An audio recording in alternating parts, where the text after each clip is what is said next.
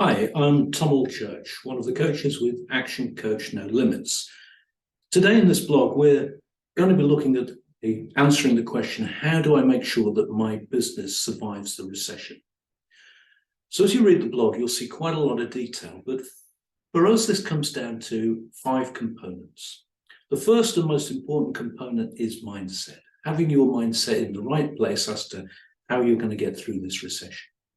Secondly, it's about leadership. How do you lead your team so that they're confident that you're going to go through the recession? Thirdly, where do you need to tighten up your management? Third point, management. Let's look at the controls and let's look at the things that we can tighten up in the business to improve what's going on in the business. Fourthly, marketing.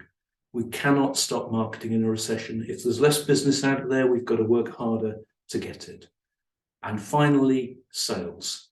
What do we need to do with our sales process? What do we need to do in terms of our messaging to make sure that we're converting as much of the business as it's out there into our sales process?